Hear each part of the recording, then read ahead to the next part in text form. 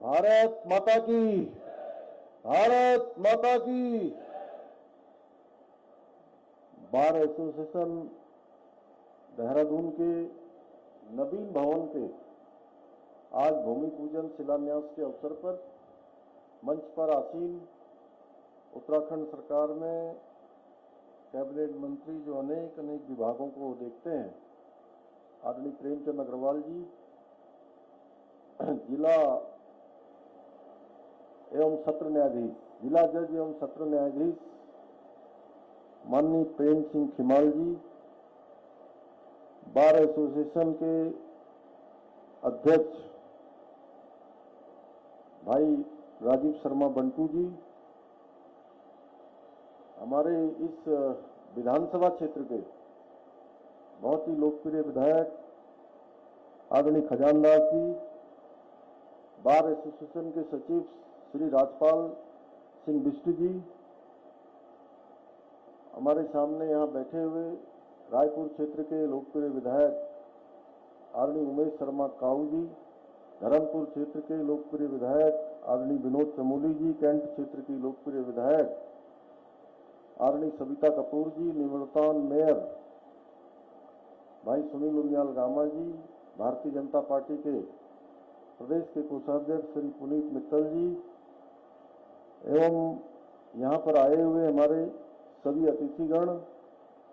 Bar council के सदस्यगण श्री सुरेंद्र पुंडीर जी, M Lamba जी, श्री योगेंद्र तोमर जी, श्री चंद्रशेखर तिवारी जी, श्री राकेश गुप्ता जी, श्री अनिल पंडित जी, श्री रंजन सोलंकी जी, bar association Dehradun के वरिष्ठ सदस्य श्री प्रेमचंद शर्मा जी, ओपी सकलानी जी, एवं सभी हमारे विद्वान अधिवक्तागण, भाइयों एवं बहनों, उपस्थित पत्रकार मित्रों एवं छायाकार बंधुओं, मैं सबसे पहले तो आज बहुत लंबे समय से जिसकी प्रतीक्षा थी और आप सब लंबे समय से यही चाहते थे कि यहाँ पर एक अच्छा भवन बने, आज उसकी शुरुआत हो गई है। और ये बहुत ही, मैं कहूँगा कि आज का दिन बहुत ऐतिहासिक दिन है और मैं अपने आप को भी सौभाग्यशाली मानता हूँ कि मुझे मेरे हाथों आपने इस शुभ कार्य का प्रारंभ करवाया है। इसके लिए मैं बार एसोसिएशन को और सभी अधिवक्ता साथियों को सबको धन्यवाद करता हूँ और आज के इस कार्यक्रम में आप सबका अपनी तरफ से स्वागत करता हूँ, आप सबका अभिनंदन करता हूँ। इस अवसर पर हमारे बार एसोसिएशन देहरादून के अध्यक्ष श्री राजीव शर्मा जी और उनकी पूरी टीम और उनके वरिष्ठ सहयोगियों का, जो हमारे पूर्व अध्यक्ष हैं पुंडीर जी, लांबा जी, अनेक जो लगातार इस काम को आगे बढ़ाते रहते हैं, उनको भी मैं हार्दिक बधाई देता हूँ, शुभकामनाएं देता हूँ कि बंटू जी को तो आप सब लोगों ने एक इनके हाथ में एक ध्वज पकड़ा रखा है कि आगे आगे चलो, हम सब तुम्हारे पीछे हैं। तो क्योंकि अगर ये काम हो पा रहा है तो सबकी सामूहिक जो है एफर्ट्स के कारण से, सामूहिक प्रयासों के कारण से ये हो पा रहा है। भाइयों बहनों, आदरणीय प्रधानमंत्री मोदी जी के नेतृत्व में आज उत्तराखंड सहित पूरे देश के अंदर जो न्यायिक व्यवस्था से जुड़े ऐसे इंफ्रास्ट्रक्चर हैं, भवन बनाने हैं, अन्य इंफ्रास्ट्रक्चर बनाने हैं, उनको लगातार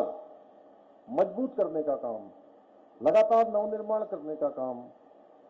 अनवरत रूप से किया जा रहा है। और पिछले 10 वर्षों में मोदी सरकार ने न्यायिक इंफ्रास्ट्रक्चर के विकास के लिए 8,000 करोड़ से भी ज्यादा रुपए की धनराशि खर्च की है, जो एक बड़ी धनराशि है। और उनके प्रधानमंत्री बनने के पश्चात देश भर में जिला न्यायपालिका के लिए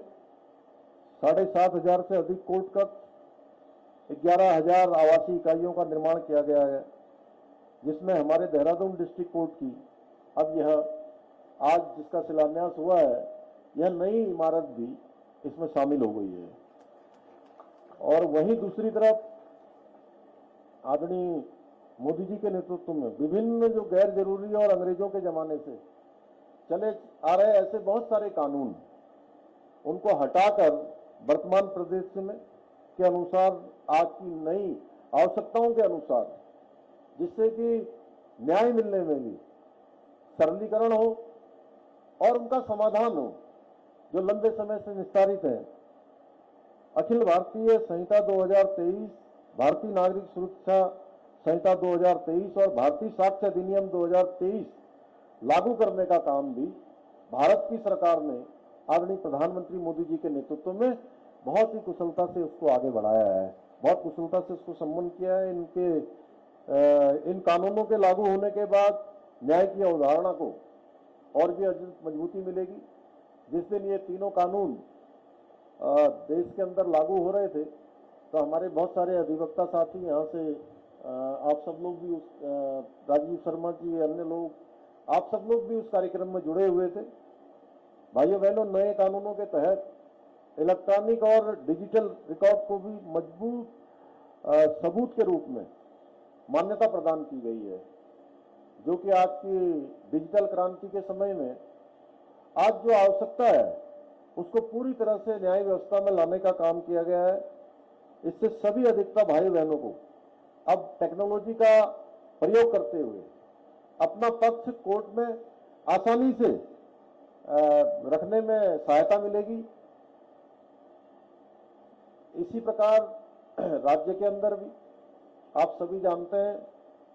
कि प्रदेश में जितनी भी न्याय व्यवस्था से जुड़े हुए इंफ्रास्ट्रक्चर है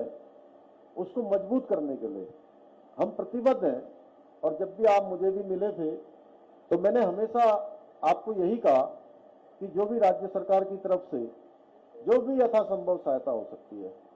आप यहीं के लिए नहीं, मुझे लांबा जी और उनकी टीम वहाँ नैनीताल के लिए भी आए थे, उस समय भी हमने कहा था कि नहीं, आप जहाँ भी यथासंभव जो भी सहायता सरकार की तरफ से हो सकती है वो जरूर होगी। और ये जो आज देहरादून बार एसोसिएशन के लिए नए चैम्बर भवन की मांग है, ये भी काफी लंबे समय से चल रही थी और आप सबको भी इसकी प्रतीक्षा थी। इस संबंध में बार एसोसिएशन देहरादून के साथ ही अखिल भारतीय अधिवक्ता परिषद के पदाधिकारियों ने भी मुझसे मिलकर इस नए भवन हेतु जमीन की मांग की थी। क्योंकि अभी मैं सुन रहा था, अभी राज्यपाल बिष्ट जी बोल रहे थे, फिर हमारे बंटू जी बोल रहे थे, राजीव शर्मा बंटू जी, तो कुल 5,500 से अधिक लोग यहाँ पर कार्यरत हैं जैसा मुझे बताया गया है।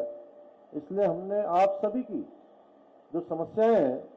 उन समस्याओं को समझते हुए जो यहाँ पर 5 बीघा जमीन थी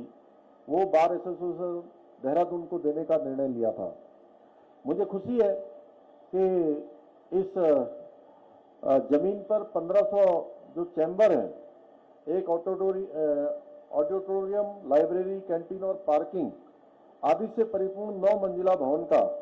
निर्माण करवाया जाएगा, जिसका शानदार अभी आपने यहाँ पर एक चित्र हम सबको दिखाया है। इस भवन के शिलान्यास के साथ ही मैं आप सबको आश्वासन देना चाहता हूँ, जैसा कि खजानदासी शुरू हुए और हमारे जो है राज्यपाल जी, बंटू जी, सब लोगों ने कहा है और आप सब भी जरूर चाहते हैं। मैंने जिला जज साहब से भी जो है इस संबंध में भी चर्चा करी है और प्रेमचंद अग्रवाल जी तो हमारे फाइनेंस मिनिस्टर हैं, सारे राज्य की जो चाबी है इन्हीं के पास है, तो हम लोग जो है आपस में परामर्श कर लेंगे। और चूंकि अनेकों स्थानों पर भवन बनाए जाने हैं, अनेक स्थानों पर आपके साथियों के द्वारा, चाहे यहाँ का विकास नगर हो या सीमांत क्षेत्र खटीमा हो, आज बल्कि मैं आ रहा था तो अभी हमारे डॉक्टर अनिल डब्बू जी मंडी परिषद के यहाँ चेयरमैन बैठे हुए हैं, इनकी संस्था को बिल्डिंग बनाने के लिए मिली है, तो पूछ रहे थे कि धनराशि वहाँ के लिए भी चली गई कि नहीं चली गई जब यहाँ आ रहे थे। तो मैंने कहा कि जहाँ भी धनराशि की जितनी जरूरत है, राज्य के जितने संसाधन है, राज्य भी आप सबका है, यहाँ के संसाधनों से जितना अधिकाधिक हम इस भवन के लिए कर सकते हैं, राज्य सरकार इस भवन के निर्माण को पूरा करने में हर संभव मदद जारी रखेगी। आप लोग इस काम को शुरू करिए, आगे बढ़ाइए, काम शुरू कर दिया है, क्योंकि मुझे लगता है कि इतना आपने हौसला कर लिया, इतना बड़ा आपका संगठन है, तो कहीं ना कहीं जहां सरकार इसमें हाथ बटाएगी, सरकार के साथ साथ आपने कहा कि अधिवक्ता साथी भी करेंगे, उसके अलावा अन्य साथियों से भी हम लोग भी कहेंगे, सब मिलकर जो है ये यहाँ पर शानदार भवन बनेगा। और बड़ा शुभ दिन है, आज गणेश चतुर्थी भी है, पंडित गोविंद वल्लभ पंत जी की जयंती भी है, ऐसे दिन इसका शिलान्यास हो रहा है। और गणेश चतुर्थी के समय में तो कहते हो क्या वो मंगलम भगवान विष्णु मंगलम गरुड़ मंगलवाय पुंडरीकाक्षाय मंगलाय तनोहरि, तो वो गणेश भगवान जो है इसको पूरा करेंगे। क्यों विनोद दा, ठीक है ना, सब हो जाएगा यहाँ पर। भाइयों बहनों, आप सभी अधिवक्ताओं के बीच मुझे ये बताते हुए भी खुशी हो रही है कि चूंकि अधिवक्ता साथियों के बीच में आया है तो जरूर थोड़ा बहुत जो निर्णय राज्य सरकार ने लिए हैं और कड़े कानून जिनकी आज पूरे देश भर में चर्चा हो रही है, चाहे वो देश का सबसे कड़ा नकल विरोधी कानून लागू करना हो, धर्मांतरण विरोधी कानून लागू करना हो, या फिर अभी जो हमने विधानसभा का सत्र हुआ था विधेयक के रूप में दंगा रोधी कानून लागू करने का निर्णय हो, ये ऐसे सभी जो कानून है ये प्रदेश की स्थिति को बेहतर होने के साथ साथ इन कानूनों के लागू हो जाने से आज पूरे देश भर के अंदर उत्तराखंड की पहचान एक अनुशासित और अपराध के प्रति जीरो टॉलरेंस रखने वाली राज्य के रूप में हो रही है। इसके साथ ही महिला सशक्तिकरण के क्षेत्र में हमने समान नागरिक संहिता, इसका विधेयक भी हमारी विधानसभा ने पारित कर दिया और विधेयक पारित होने के साथ साथ राष्ट्रपति महोदय की भी हमको इसमें मंजूरी मिल गई है। और हमने एक समय सीमा तय की है कि 9 नवंबर 2024 जो हमारा राज्य स्थापना दिवस है, उस राज्य स्थापना दिवस से पहले हम प्रदेश के अंदर सभी वर्गों के लिए, सभी पंथों के लिए, हर एक रहने वाले व्यक्ति के लिए एक समान कानून लागू करने का जो विधेयक हमने पारित किया है उसको हम प्रदेश के अंदर लागू कर देंगे। भाइयों बहनों, जिस तरह मां गंगा उत्तराखंड से निकलकर अनेक अनेक राज्यों को, पूरे भारत को पवित्र करती है, वैसे ही उत्तराखंड से निकली हुई यूसीसी की ये गंगा देश के अन्य राज्यों को भी एक नई दिशा दिखाने का काम करेगी। और गंगा जी जिस प्रकार से कहीं जल देने का काम करती है, कहीं जीवन देने का काम करती है, उसी प्रकार से यूसीसी की गंगा भी सबको एक रास्ता दिखाएगी। और नए कानून बनाने के साथ ही आज राज्य में बड़ी संख्या में जो कोर्टों में लंबित मामले हैं उनको भी तेजी से निपटाने की दिशा में हम हर संभव हम भी काम कर रहे हैं। और अभी खिमाल जी बता रहे थे, मैंने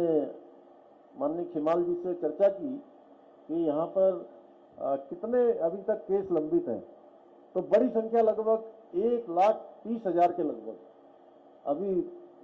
इतने केस यहाँ लंबित हैं। निश्चित रूप से ये थोड़ा सा हम सब लोगों के लिए भी इस पर चिंता करनी चाहिए। और ये एक प्रश्न भी होता है कि इतनी बड़ी संख्या में इतने सारे केस लंबित हैं, और ये प्रश्न केवल मेरा नहीं है या यहाँ बैठे हुए लोगों का नहीं है, आप लोगों का भी नहीं है, हम सब लोगों का ये सामूहिक प्रश्न है। और इस सामूहिक प्रश्न का उत्तर भी कहीं ना कहीं हमको इस पर भी चिंता करके कि ये थोड़ा सरलीकरण हो, लोगों को न्याय प्रक्रिया में न्याय मिलने में देरी न हो। इसलिए आज जहां भी जरूरत हो रही है, जहां भी आवश्यकताएं हैं, क्योंकि अच्छा कार्यालय नहीं होगा, अच्छा चैम्बर नहीं होगा, हमारे नए नए अधिवक्ता साथी आएंगे और सभी के पास इतनी सामर्थ्य नहीं होती है कि हर कोई जो है अपना चैम्बर बना ले, अपना ऑफिस बना ले, तो निश्चित रूप से इन्हीं सब जरूरतों को पूरा करेगा। और जहां भी नए न्यायिक भवनों का आवश्यकता है, जहां से भी हमको प्रस्ताव आए हैं, वहां पर नए न्यायिक भवनों का निर्माण किया जा रहा है। मुझे पूरा विश्वास है कि सभी सुविधाओं से परिपूर्ण ये जो नया चैम्बर भवन बनने से निश्चित ही हमारे सभी अधिवक्ता साथियों को उनकी जो कार्य क्षमता है उस और उनकी जो पॉजिटिविटी है उसमें भी बढ़ोतरी होगी, क्योंकि सुकून होगा कि अपना कार्यालय होगा, अपने बैठने की जगह होगी, तो निश्चित रूप से ये काम भी होगा। और नए भवन में आप लोग पहले से अधिक, आज जितनी ऊर्जा है, जिस दिन कार्यालय बन जाएगा उस दिन मुझे पूरा विश्वास है कि आप सबकी ऊर्जा बढ़ जाएगी